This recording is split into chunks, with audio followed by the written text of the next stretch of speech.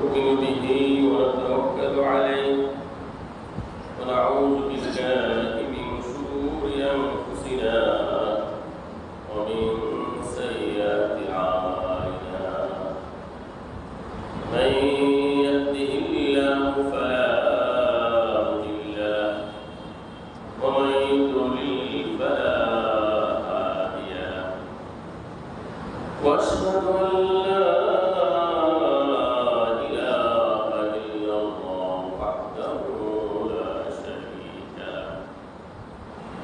وأشهد أن سيدنا وسندنا ومولانا محمدا عبده ورسوله صلى الله تعالى عليه وعلى آله وأصحابه وبارك وسلم تسليما كثيرا. أما بعد فأعوذ بالله من الشيطان الرجيم. بسم الله الرحمن الرحيم. وقال إني ذاهب إلى ربي سيهدين رب هب لي من الصالحين فبشرناه بغلام حليم فلما بلغ معه السعي قال يا بني إني أرى في المنام أني أذبحك فانظر ماذا ترى قال يا أبت افعل ما تؤمر ستجدني إن شاء الله من الصابرين فلما أسلما وتله للجبين وناديناه أن يا إبراهيم قد صدقت الرؤيا إنا كذلك نجزي المحسنين إن هذا لهو البلاء المبين وفديناه بذبح عظيم. بارك الله لنا ولكم في القرآن العظيم ونفعنا وإياكم بالآيات والذكر الحكيم.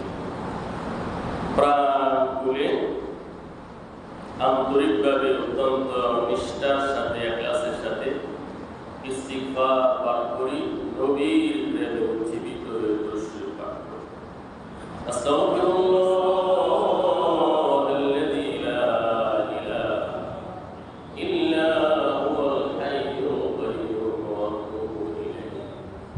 আস্তাগফিরুল্লাহ আল্লাযী লা ইলাহা ইল্লা হুয়াল হাইয়ুল কাইয়্যুম ওয়া আতুবু ইলাইহি। আস্তাগফিরুল্লাহ আল্লাযী লা ইলাহা ইল্লা হুয়াল হাইয়ুল কাইয়্যুম ওয়া আতুবু ইলাইহি। লা হাওলা ওয়ালা কুওয়াতা ইল্লা বিল্লাহিল আলিয়্যিল আযীম। اللهم صل على محمد وعلى آل محمد كما صليت على إبراهيم وعلى آل إبراهيم إنك حميد مجيد. اللهم بارك على محمد وعلى آل محمد كما باركت على إبراهيم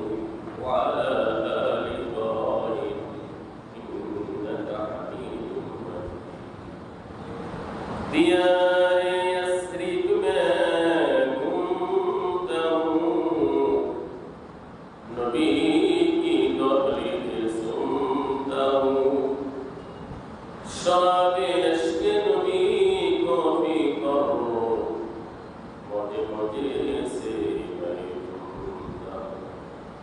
अल्लाहुम्मा सल्ली व सल्लिम व बारिक अलैहि, अल्लाहुम्मा इफ्तह अलैना हिकमतका वंशुर अलैना रहमतका या दल जलाली वल इकराम। उपस्थित সম্মানিত ইসলাম প্রিয়, দ্বীন প্রিয়, কোরআন প্রেমী সুধীবৃন্দ, আল্লাহ সুবহানাহু ওয়া তাআলা অসীম মেহেরবানিতে পৃথিবীর শ্রেষ্ঠ দিনসমূহের মধ্যে সবচেয়ে শ্রেষ্ঠ দিন জিলহজ মাসের প্রথম দশকের মাঝে আসমানী সর্বশেষ এবং সর্বশ্রেষ্ঠ মহাগ্রন্থ, শাশ্বত গ্রন্থ, আলোক গ্রন্থ কোরআনে কারীমের বরকতপূর্ণ তাফসীরে আশা বসার সময় দেওয়া সুযোগটুকু আল্লাহ সুবহানাহু ওয়া তাআলা মেহেরবানি করে আমাদেরকে ভিক্ষা দান করেছেন। খুশি না বেজা? কম না বেশি? আসুন আমরা সবাই আল্লাহ সুবহানাহু ওয়া তাআলার দরবারে শুকরগুজার হই। অন্তরের অন্তঃস্থল থেকে আমরা শুকরিয়া জ্ঞাপন করি। সবাই বলে আলহামদুলিল্লাহ, আলহামদুলিল্লাহি হামদান কাসীরান দাইমান খালিদান মুখাল্লাদান মুআব্বাদান কামা ইয়ালিকু বিউলুমি শানিহি ওয়া বাহিরি বুরহানিহি ওয়া আযীমি ইহসানিহি। সম্মানিত সুধী, হাদিস শরীফে এসেছে আফযালু আইয়ামিদ দুনিয়া আল আশর। এই পৃথিবীর দিনসমূহের মধ্যে মহিমান্বিত শ্রেষ্ঠ দিন হলো জিলহজ মাসের 10। একটা হলো জিলহজ মাসের প্রথম দশক চলছে, দ্বিতীয়ত এই কোরআনে কারীমের মায়াবী আকর্ষণে আমরা দুনিয়ার ঝামেলাকে পিছনে রেখে কোরআনের মায়াবী আকর্ষণে, কোরআনের সান্নিধ্যে আল্লাহর দরবারে এসেছি। আবারও বলে আলহামদুলিল্লাহ। আজকে আমরা আলোচনা করব কুরবানির ইতিহাস, কুরবানির শিক্ষা, কুরবানির রহস্য, কুরবানির ফজিলত ইত্যাদি সম্পর্কে। সম্মানিত সুধী, আমাদের কুরবানি আর আগেকার যুগের কুরবানির মধ্যে মৌলিকভাবে দুইটা পার্থক্য। আমাদের এই ধর্মে উম্মতি মুহাম্মদীর মধ্যে কুরবানি বলা হয় নির্ধারিত দিনে নির্ধারিত পশু, উট, গরু, মহিষ, ছাগল, দুম্বা, ভেড়া, এই 6 প্রকার গৃহপালিত পশু নির্ধারিত দিনে জবাই করাকে কুরবানি বলা হয়। আর পূর্বেকার যুগে জবাই কুরবান পশুর সাথে কুরবানি করার কোনো নির্ধারিত কোনো বিধান ছিল না। যে কোনো পশু হোক, যে কোনো বস্তু হোক, যে কোনো দ্রব্য হোক, আল্লাহর জন্য উৎসর্গ করত, সেটাকে কুরবানি বলা হয়। আমাদের ধর্মে নির্ধারিত দিনে নির্ধারিত পশু জবাই করাকে কুরবানি বলা হয়। আর অন্যান্য নবী রাসূলের যুগে পশুর সাথে নির্ধারিত ছিল না। পণ্য হোক, দ্রব্য হোক, বস্তু হোক, পদার্থ হোক, প্রাণী হোক, জানোয়ার হোক, আল্লাহর জন্য উৎসর্গ করাকে কুরবানি বলা হয়। একটি পার্থক্য। আরেকটি পার্থক্য হলো আগেকার যুগে কুরবানি দেওয়ার পর কুরবানির বস্তু দ্বারা উপকৃত হওয়ার কোনো সুযোগ থাকতো না। যার কুরবানি কবুল হতো, আকাশ থেকে সাদা আগুন এসে ঝালিয়ে ভস্ম করে দিত, পুড়িয়ে দিত, প্রমাণিত হয়ে যেত তার কুরবানি আল্লাহর কাছে কবুল হয়ে গেছে। বলেন সুবহানাল্লাহ।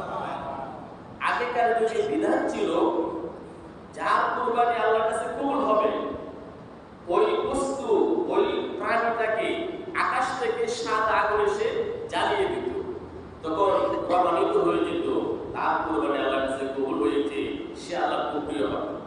আর যারটা কবুল হতো না, সে ঘৃণার পাত্র হতো।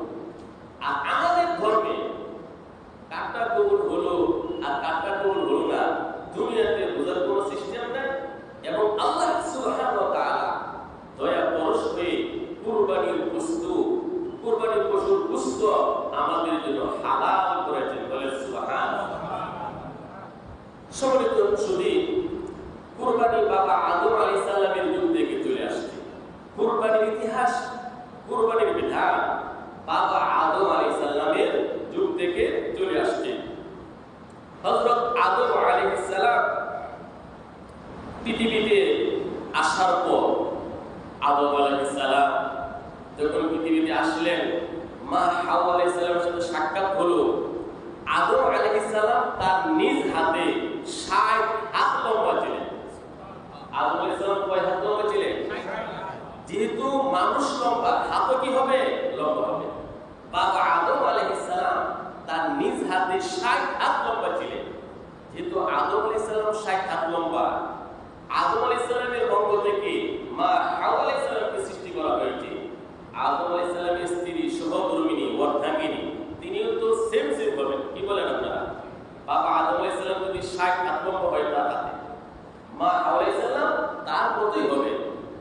আল্লাহ রাব্বুল আলামিন বিধান করে দিলেন, মা হাওয়া আলাইহিস সালামের ঔরসে প্রতিবার 2টি করে যমজ সন্তান জন্ম নিত। একটি ছেলে একটি মেয়ে, জোড়া জোড়া যমজ ভাই বোন। এভাবে আদম আলাইহিস সালাম 20 বারে 20টি ছেলে, হাওয়া আলাইহিস সালামের গর্ভে 20টি ছেলে 20টি মেয়ে জন্ম নিয়েছে। বলে সুবহানাল্লাহ। সর্বপ্রথম ছেলের নাম হলো কাবিল। কাবিল সর্বপ্রথম ছেলে। আর কাবিলের সাথে যে বোন জন্ম নিয়েছে তার নাম ছিল আকলিমা। 2 বছর পরে জন্ম নিল হাবিল। হাবিলের সাথে যে বোন জন্ম নিয়েছে তার নাম ছিল লাবুদা। সর্বশেষ ছেলের নাম ছিল উম্মুল মুগিস, আর মেয়ের নাম ছিল উম্মুল গুগিস। হযরত আব্দুল্লাহ ইবনে আব্বাস রাদিয়াল্লাহু তাআলা বর্ণনা অনুযায়ী বাবা আদম আলাইহিস সালামের জীবন দশায় সন্তান সন্ততি নাতি পুতির সংখ্যা 40,000 পর্যন্ত গিয়ে পৌঁছেছিল। আদম আলাইহিস সালামের জীবন দশায় সন্তানাদি কি পর্যন্ত পৌঁছেছিল? 40,000 পর্যন্ত। আদম আলাইহিস সালামের ছেলে মেয়ে যখন যুবক যুবতী হয়ে গেল, বিয়ের বয়সে পৌঁছল, আল্লাহ সুবহানাহু ওয়া তাআলা আদেশ করলেন, হে আদম, যমজ বোন ব্যতীত তোমার সন্তান যে কোনো বোনকে বিয়ে করতে পারে। যমজ বোন ব্যতীত, যে ভাইয়ের সাথে যে বোন জন্ম নিয়েছে তাকে ব্যতীত যে কোনো বোনকে বিয়ে করতে পারবে। এই বিধান অনুযায়ী হযরত আদম আলাইহিস সালাম বড় ছেলে কাবিল তাকে বললেন, হে কাবিল। কাবিল ছিল স্বৈরাচারী, কাফের, হিংসুক, দাম্ভিক, অহংকারী, জালেম ছিল এবং পাপাত্তা বেদাত্তা ছিল কাবিল। বড় ছিল। কাবিলকে আদম আলাইহিস সালাম বললেন, হে কাবিল, তুমি হাবিলের সাথে যে বোন জন্ম নিয়েছে লাবুদা তাকে বিয়ে করো। আর হাবিলকে বললেন, হে হাবিল, কাবিলের সাথে যে বোন জন্ম নিয়েছে আকলিমা তাকে বিয়ে করো। কিন্তু বড় ছিল কাবিল, সে বলল, আমি মানি না, মানবো না। কারণ হাবিলের সাথে যে বোন মেয়ে জন্ম নিয়েছে লাবুদা একটু কুৎসিত, একটু বিশ্রী, একটু খাটো। আর কাবিলের সাথে যে বোন জন্ম নিয়েছে আকলিমা বিশ্ব সুন্দর। এখন বড় ছেলে কাবিল বলে, আমার সাথে যে বোন জন্ম নিয়েছে সে তো সুন্দরী, আমি তাকে বিয়ে করব। হাবিলের সাথে যে বোন জন্ম নিয়েছে লাবুদা বিশ্রী কালো, আমি তাকে কেন বিয়ে করবো? আমি মানি না, মানবো না। আদম আলাইহিস সালাম বললেন, না, আল্লাহর বিধান, যমজ বোনকে বিয়ে করা যাবে না, তোমার মানতে হবে। তো মানি না। তখন আদম আলাইহিস সালাম বললেন, শোনো, তাহলে তোমরা উভয়ে, হে কাবিল, হে হাবিল, তোমরা উভয়ে কুরবানি করো। বলেন সুবহানাল্লাহ। এই যে কুরবানির ইতিহাস হলো, উভয়ে কি করো? কুরবানি করো। সম্মানিত সুধী, কাবিল সে ছিল কাফের, জালেম, সে ছিল স্বৈরাচারী, একজন কৃষক ছিল। কিছু পোষা গান্দা পোকামাকড়ে ধরেছে, এমন কিছু শস্য দানা যোগ্য একটা মাঠে রেখে দিল। উদ্দেশ্য হলো কুরবানি কবুল হোক বা না হোক, আমি আকলিমাকে বিয়ে করব। আর দ্বিতীয় ছিল হাবিল, ছিল পরহেজগার, মুত্তাকি এবং ঈমানদার ব্যক্তি। হৃষ্ট পুষ্ট একটি নিখুঁত দুম্বা একটা পাহাড়ে রাখবো আল্লাহর জন্য কুরবানি। আল্লাহ সুবহানাহু ওয়া তাআলার পক্ষ থেকে সাদা আগুন এসে হাবিলের দুম্বা, হৃষ্টপুষ্ট দুম্বাকে জ্বালিয়ে ভস্ম করে দিল। আর কাবিলের যে শস্য যারা যেখানে ছিল সেখানে করে দিল। প্রমাণিত হয়ে গেল হাবিলের কুরবানি আল্লাহ কবুল করেছে, আর কাবিলেরটা কুরবানি কবুল করেন। বাবা আদম আলাইহিস সালাম বললেন, হে হাবিল,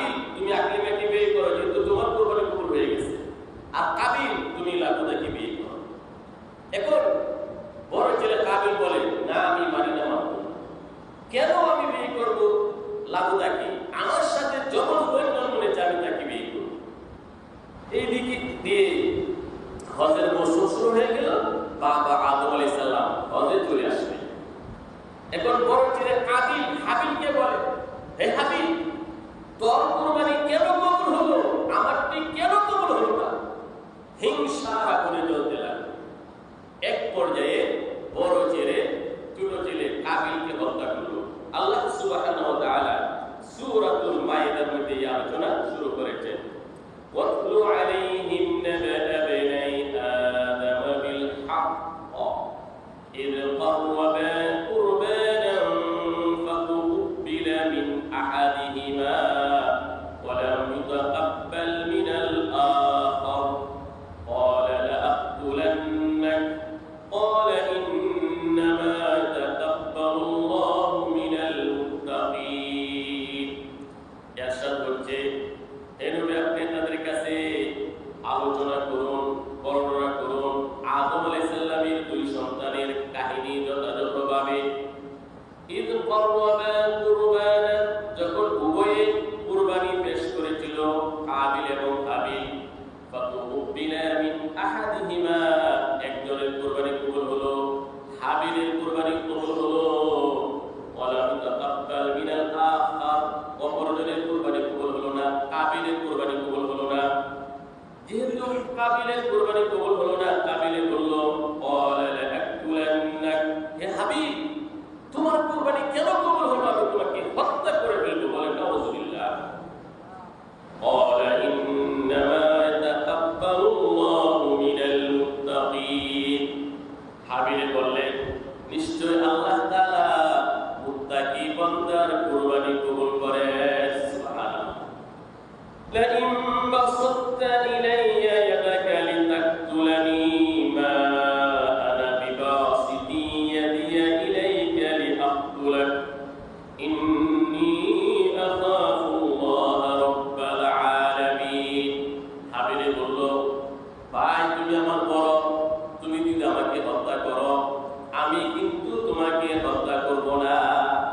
হত্যা করা তোমার জন্য করা, এই কাজ আমি করতে পারবো না।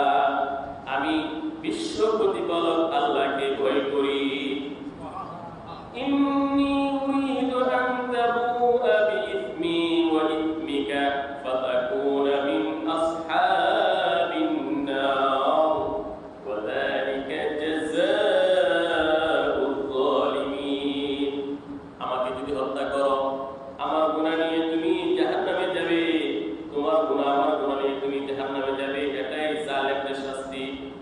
فطوعت له نفسه قتل أخيه فقتله فأصبح من الخاسرين। তাফসীরে লেখা আছে, কাবিল সে ছিল দুর্বল, ওই বড় ছেলে কাবিল দুর্বল ছিল, ছোট ছেলে হাবিল শক্তিশালী ছিল, বলিষ্ঠ দেহের অধিকারী ছিল। হাবিল শুয়ে আছে, কাবিলের বড় পাথর এনে মাথার মধ্যে নিক্ষেপ করে ছোট ভাই হাবিলকে নিক্ষেপ হত্যা করে ফেলল। বলেন নাউযুবিল্লাহ।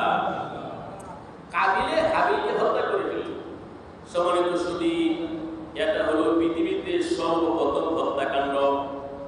এখন কাবিল আপন ভাইকে হত্যা করলো, হাবিলকে হত্যা করলো, দাফন করবে কিভাবে, কবর দিবে কিভাবে, পদ্ধতি জানা নাই, কারণ এটা তো পৃথিবীর সর্বপ্রথম হত্যাকাণ্ড।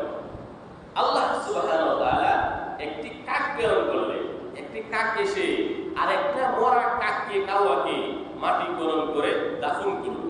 আল্লাহ তাআলা বলেন, ফাবা'আসাল্লাহু গুরাবান ইয়াব'আথু ফিল আরদি লিয়ুরিয়াহু কাইফা ইওয়ারি সাওআতা আখি ক্বালা ইয়া ওয়াইলাতা আ'জাজতু আন আকুনা মিথলা হাযাল গুরাব فواري سوءة أخي فأصبح من النادمين।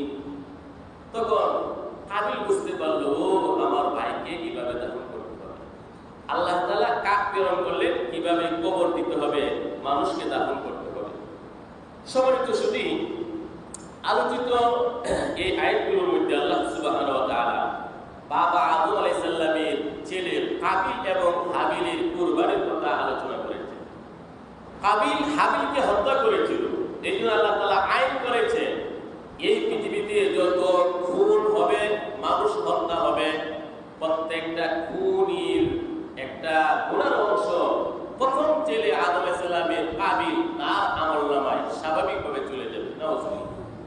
আল্লাহ বিধান করেছেন একজন মানুষকে হত্যা করলে সারা পৃথিবীর মানুষকে হত্যা করার পাপে সে পাপী।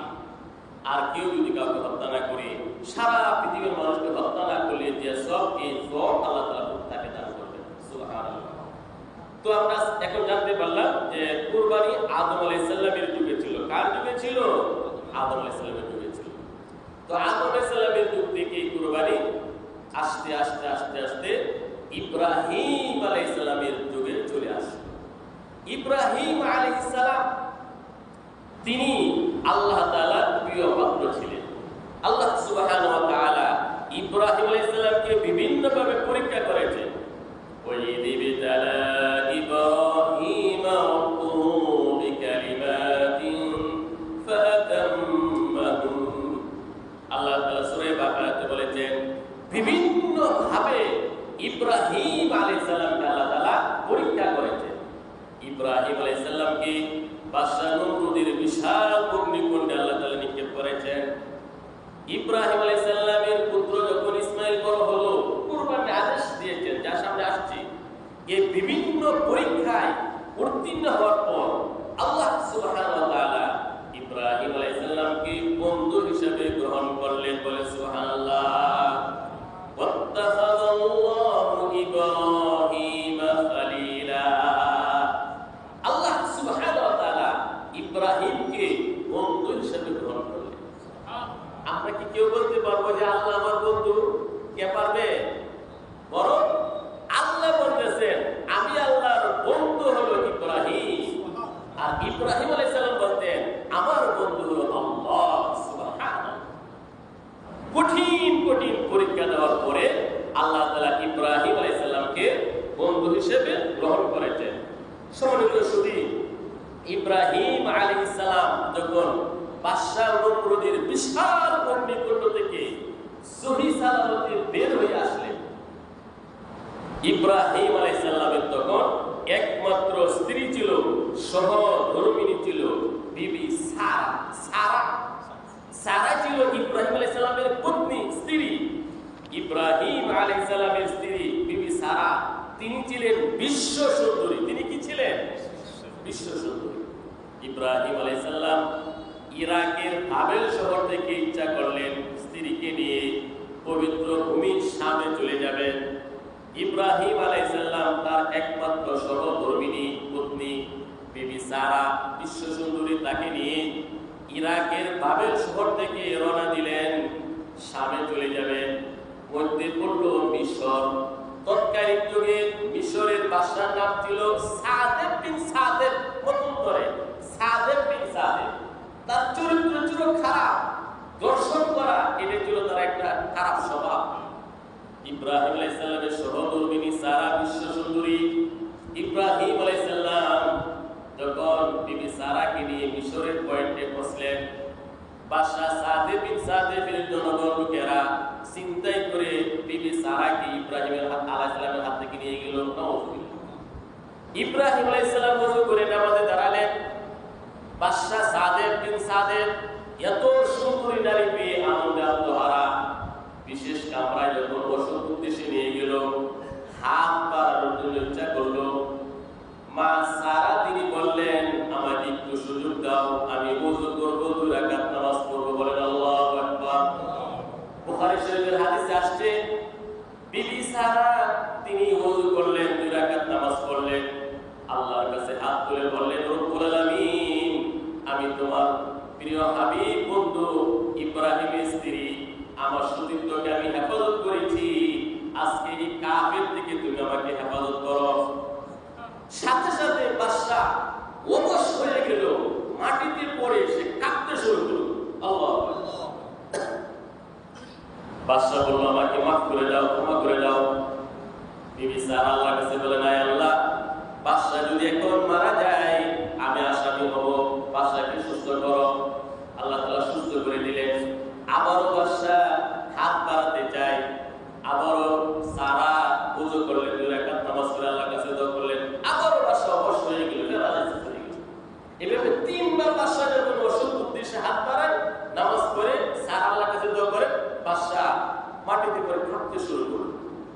শেষ পর্যায়ে বাদশা বলল তোমার কাছে আমি আর যাব না, কে কে আসো তাকে মুক্ত করে দাও, সে কোনো মানুষ হবে না, অন্য কিছু হবে, তাকে আজাদ করে দাও। তার সাথে হাজেরা নামক যে সুন্দরী বাদী আছে, দাসী আছে, তার সেবা করার জন্য হাজেরা নামক বাদীকে উপহার দিয়ে দাও। বলে সুবহানাল্লাহ। বিবি সারা হাজেরা নামক বাদীকে নিয়ে ইব্রাহিম আলাইহিস সালামের কাছে আসলেন। ইব্রাহিম আলাইহিস সালাম নামাজে ছিলেন, নামাজ শেষ করলেন। ইব্রাহিম আলাইহিস সালাম বললেন, কিছুই বলতে হবে না, আল্লাহ তাআলা গায়েবের পর্দা তুলে দিয়েছেন, আমি সব দেখেছি। আল্লাহ তাআলা তোমার সতীত্বকে হেফাজত করেছেন। সুবহানাল্লাহ।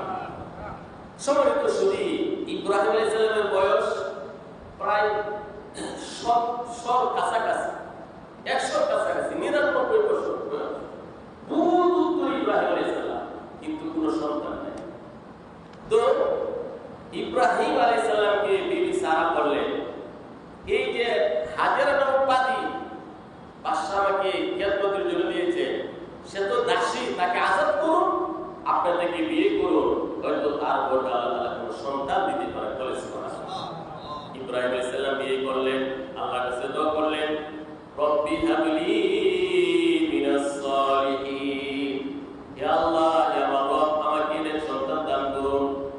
সাথে সাথে আল্লাহ তাআলা দোয়া কবুল করলেন। বলে সুবহানাল্লাহ। বিবি হাজেরার গর্ভে সন্তান জন্ম নিল ইসমাঈল। সন্তান জন্ম নিল কে? সতীনের ঘরে ঝগড়াঝাটি হওয়াটা স্বাভাবিক, সতী।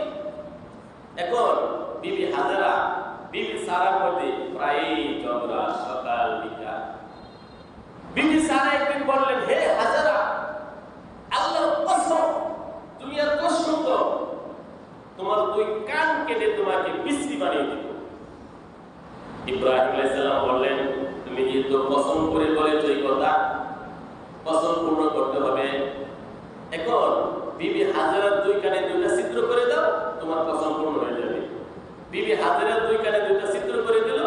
ইব্রাহিম আলাইহিস সালাম কানের 2টা দুল ফুল শর্টেন করে দিলেন, সুন্দর যেন মোটামুটি বেড়ে দিল। সুবহানাল্লাহ।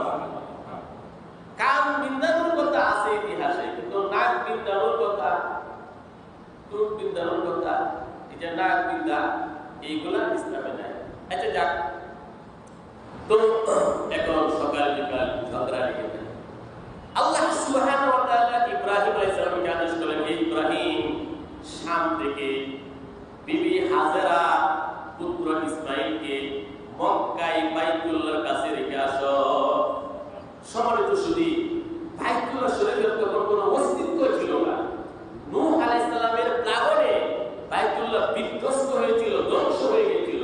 বাইতুল্লাহ কোথায় আছে কোনো ঠিকানা নাই। জঙ্গল, মরুভূমি, গাছপালা সব পড়ে গেছে।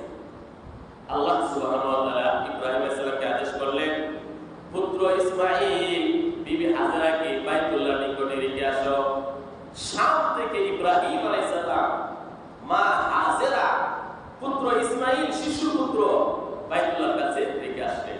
অল্প কিছু পানি, অল্প কিছু খেজুর। ইব্রাহিম আলাইহিস সালামের শেষ বয়সের সন্তান ইসমাঈল আলাইহিস সালামের চেহারা খুব নুরানি ছিল। তিনি তো ভবিষ্যতের নবী হবেন, নবুয়তের নবী হওয়ার সকল আলামত তার বডির মধ্যে ছিল। ইব্রাহিম আলাইহিস সালাম এত মহব্বত বারবার সন্তানকে দেখে, কিন্তু আল্লাহর নির্দেশ এত বেশি দেখতে পারবে না। বাইতুল্লাহ নিকটে মা হাজেরা পুত্র ইসমাঈলকে রেখে আসো। জনমানবহীন এলাকা, ঘর বাড়ি নাই, মানুষ নাই, পশু পাখি নাই। বিবি হাজেরা পুত্র ইসমাঈলকে বাইতুল্লাহর কাছে যখন ইব্রাহিম সালাম রেখে আসে, চোখের দৃষ্টির আড়ালে চলে গেলেন, তখন ইব্রাহিম আলাইহিস সালাম খেদে খেদে আল্লাহর কাছে দোয়া করলেন, রব্বানা ইন্নী আসকানতু মিন যুররিয়্যাতি বিওয়াদিন গায়রি যী যার'ইন ইনদা বাইতিকাল মুহাররাম রব্বানা লিয়ুকিমুস সালাত ফাজ'আল আফইদাতাম মিনান নাসি তাহওয়ী ইলাইহিম ওয়ারযুকহুম মিনাত-থামারাতি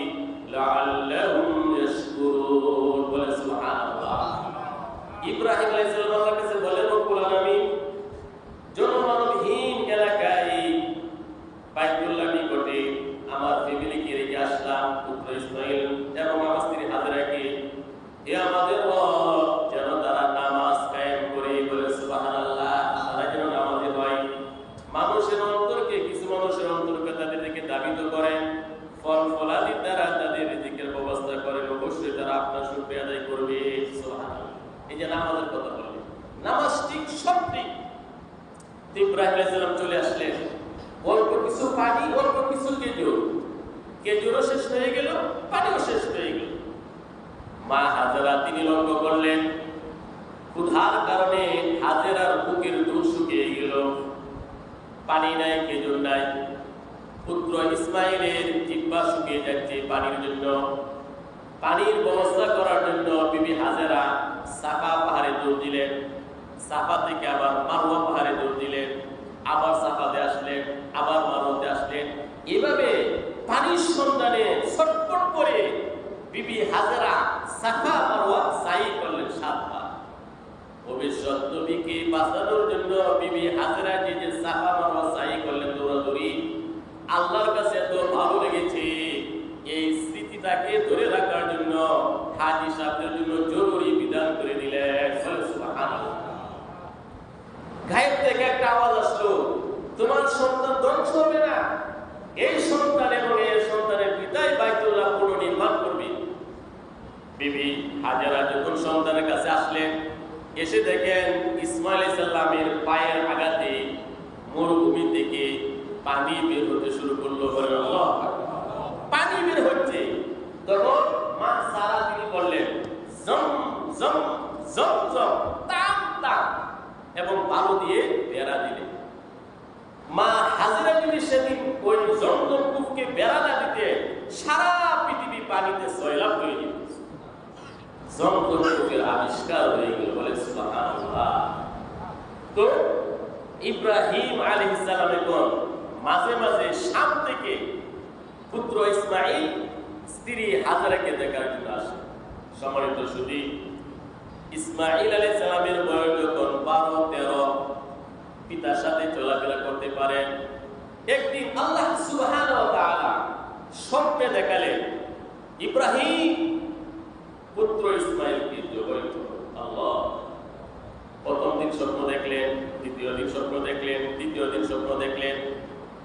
আল্লাহ তাআলা বলেন فَلَمَّا بَلَغَ مَعَهُ السَّعْيَ قَالَ يَا بُنَيَّ إِنِّي أَرَى فِي الْمَنَامِ أَنِّي أَذْبَحُكَ فَانظُرْ مَاذَا تَرَى। অতঃপর ইসমাঈল যখন চলাফেরার বয়সে উপনীত হলো, পিতার সাথে চলাফেরা করতে পারে, ইব্রাহিম আলাইহিস সালাম বললেন, হে আমার কলিজার টুকরা ইসমাঈল, আমি স্বপ্নে দেখছি তোমাকে আমি জবাই করতেছি, তোমার কি মতামত? ইব্রাহিম আলাইহিস সালামের উদ্দেশ্য, ইব্রাহিম আলাইহিস সালাম পুত্র ইসমাঈলকে মিনা প্রান্তরে তুলে নিয়ে গেলেন, মিনা পাহাড় পর্বতের কাছে। সেখানে গিয়ে ইব্রাহিম আলাইহিস সালাম বললেন, আল্লাহর নির্দেশ, পুত্র ইসমাঈল আমি তোমাকে জবাই করব, আল্লাহ আমাকে আদেশ করেছেন, তোমার কি মতামত? উদ্দেশ্য হলো ছেলে যদি রাজি না হয় জোর করে আমি জবাই করব, কারণ আল্লাহর নির্দেশ। ছেলে তো হলেন ইব্রাহিম আলাইহিস সালামের বাপ, যেমন ছেলে এমন। সাথে সাথে ছেলে বলল, আব্বা আল্লাহর যে আদেশ আপনি অবশ্যই পালন করুন, ইনশাআল্লাহ আমাকে ধৈর্যশীলের মধ্যে পাবেন। সুবহানাল্লাহ। পুত্র ইসমাঈল বলল, قال يا أبت افعل ما تؤمر।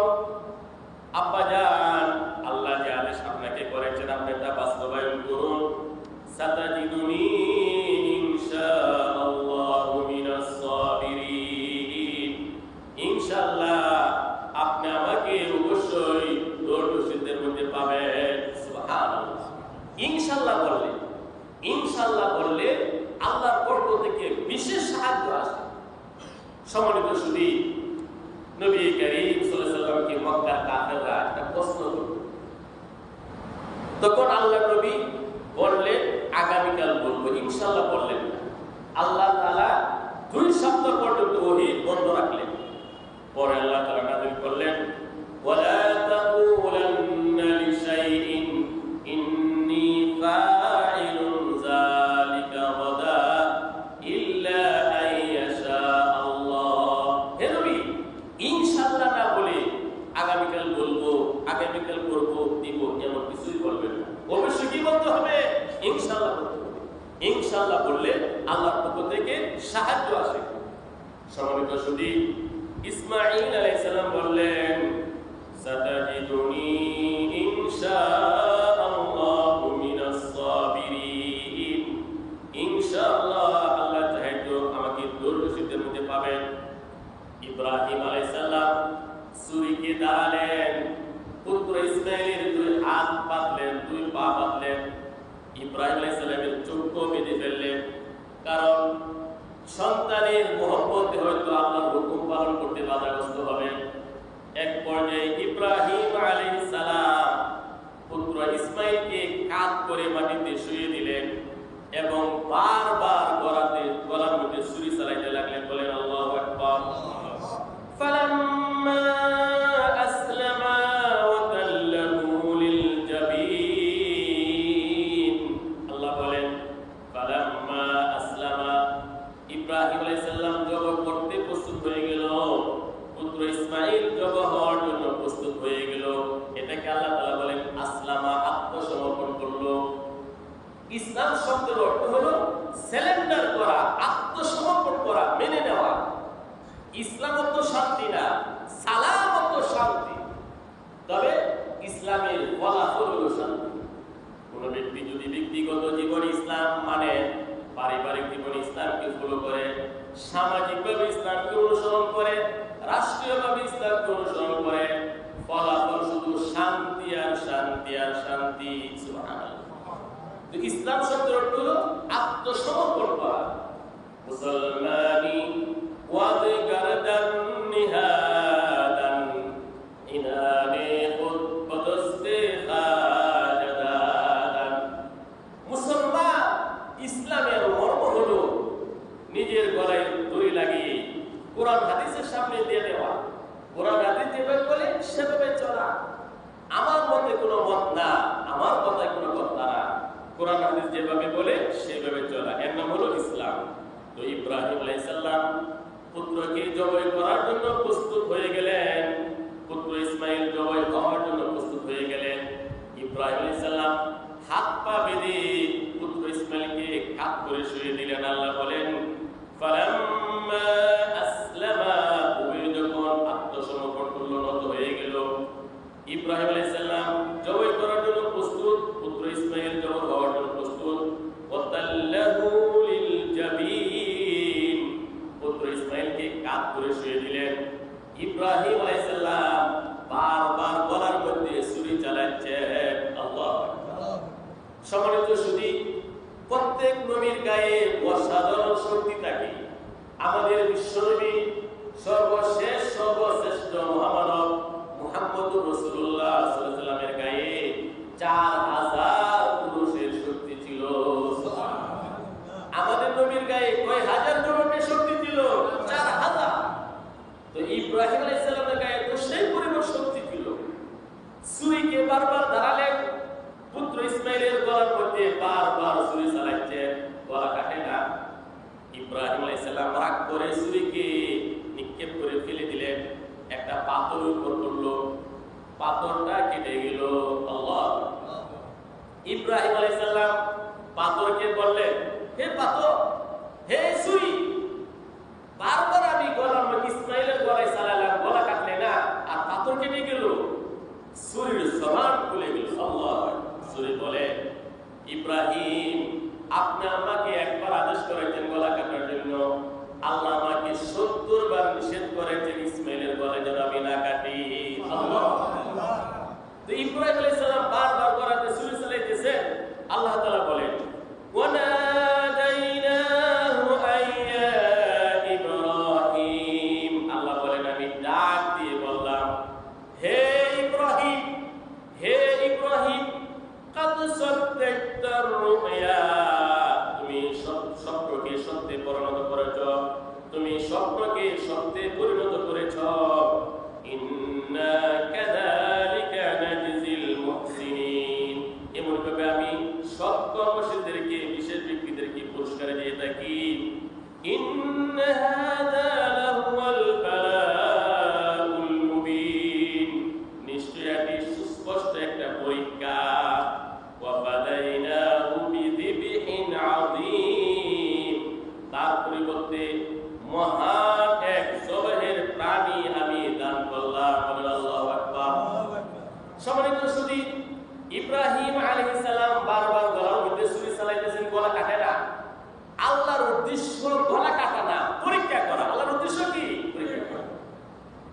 ইব্রাহিম আলাইহিস সালাম যখন বারবার গলাতে ছুরি চালাইতেছেন, আল্লাহ তাআলা জিবরিল আলাইহিস সালামকে আদেশ করলেন, হে জিবরিল, এই যে আদম আলাইহিস সালামের ছেলে হাবিলের দুম্বা কুরবানি দিয়েছিল, জান্নাত থেকে সেই হৃষ্টপুষ্ট দুম্বাটি নিয়ে ইব্রাহিমের কাছে যাও, আনুষ্ঠানিকতা রক্ষার জন্য ইব্রাহিম যেন দুম্বা কুরবানি করে।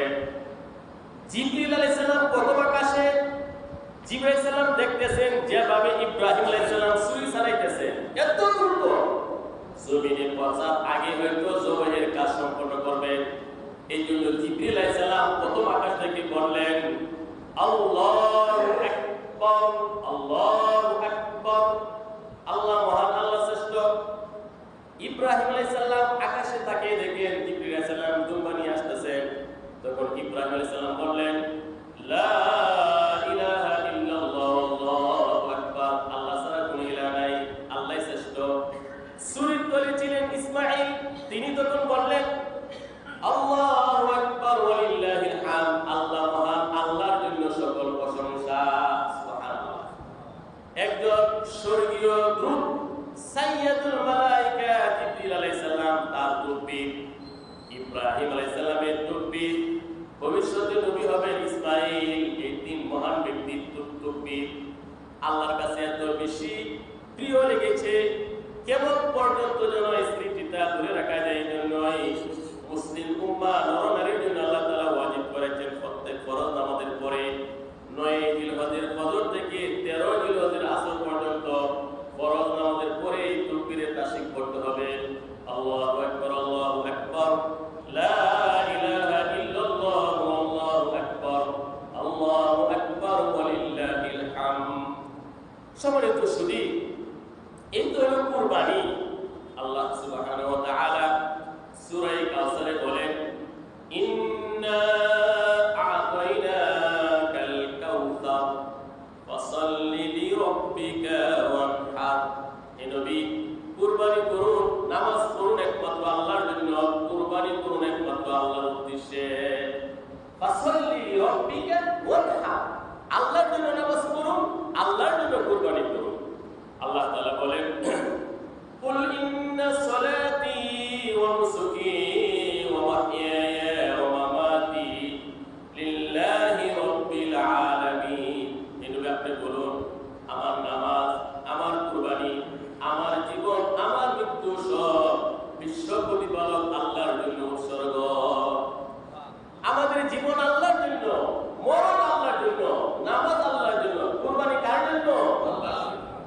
সূরা হজের 37 নম্বর আয়াতে আল্লাহ তাআলা বলেন, লা ইয়ানালুল্লাহা লুহুমুহা ওয়ালা দিমাউহা ওয়ালাকিন ইয়ানালুহুত তাকওয়া মিনকুম কাযালিকা সাখখারাহা লাকুম লিতুকাব্বিরুল্লাহা আলা মা হাদাকুম ওয়া বাশশিরিল মুহসিনিন। আল্লাহ বলেন, তোমরা যে কুরবানি পশু জবাই করো, কুরবানি পশুর রক্ত, কুরবানি পশুর গোশত আল্লাহর কাছে পৌঁছে না। আল্লাহর কাছে পৌঁছে তোমাদের নিয়ত, তোমাদের মনের টান, মনের আবেগ, তাকওয়া। সুবহানাল্লাহ। সম্মানিত সুধী, কুরবানির পশুর মধ্যে সবচেয়ে ইম্পর্টেন্ট হলো রক্ত এবং গোশত। আল্লাহ বলেন, কুরবানি পশুর গোশত, রক্ত আল্লাহর কাছে যায় না। আল্লাহর কাছে যায় কি? মনের আবেগ, মনের টান। কে আল্লাহর জন্য কুরবানি করতেছে, আর কে সমাজে সুনাম স্বীকৃতি পাওয়ার জন্য কুরবানি করতেছে। হাদিস শরীফে আসছে, ইন্নাল্লাহা লা ইয়ানজুরু ইলা সুওয়ারিকুম ওয়া আমওয়ালিকুম ওয়ালাকিন ইয়ানজুরু ইলা কুলুবিকুম ওয়া আমালিকুম। আল্লাহ তাআলা তোমাদের ধন সম্পদ, তোমাদের আকার আকৃতির প্রতি তাকান না, আল্লাহ তাআলা তোমাদের অন্তরের দিকে তাকান। সুবহানাল্লাহ। আম্মা আয়েশা রাদিয়াল্লাহু তাআলা কর্তৃক বর্ণিত, আন আয়েশা রাদিয়াল্লাহু তাআলা قالت قال رسول الله صلى الله عليه وسلم ما عمل ابن آدم من عمل يوم النحر أحب إلى الله من إهراق الدم وإنه ليأتي يوم القيامة بطولها وأشعارها وأظلافها وإن الدم ليقع من الله بمكان قبل يقع بالأرض فطيبوا بها نفسا. أما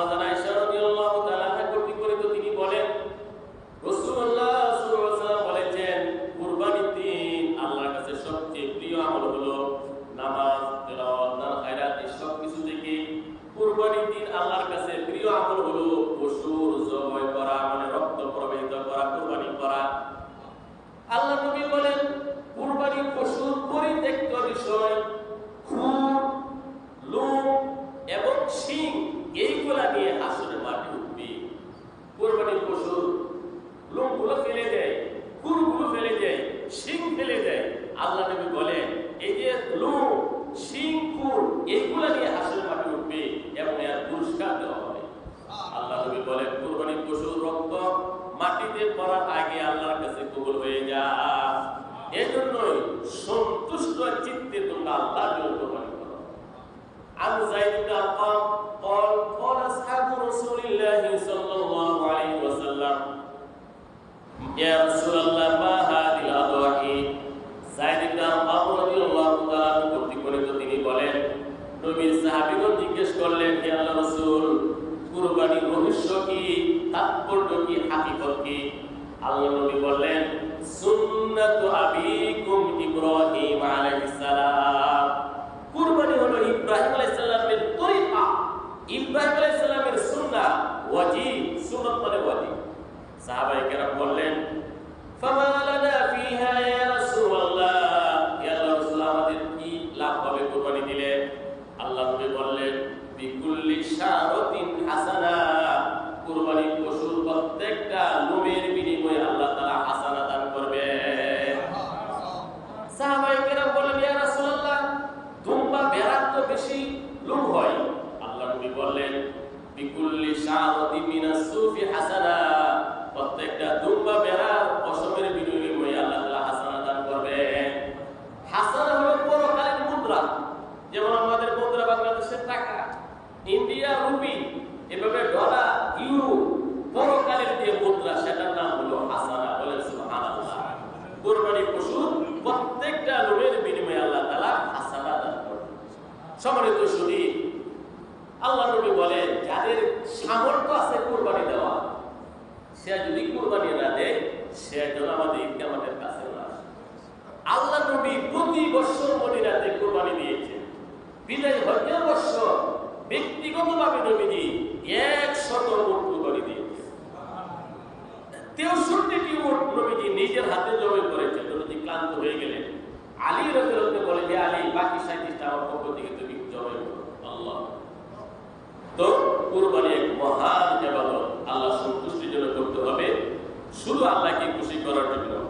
আল্লাহ তাআলা আমাদের সবাইকে আজকের এই সংক্ষিপ্ত আলোচনার উপর আমল করার তৌফিক দান করুন। আমিন। সুবহানাল্লাহি ওয়া বিহামদিহি আশহাদু আল্লা ইলাহা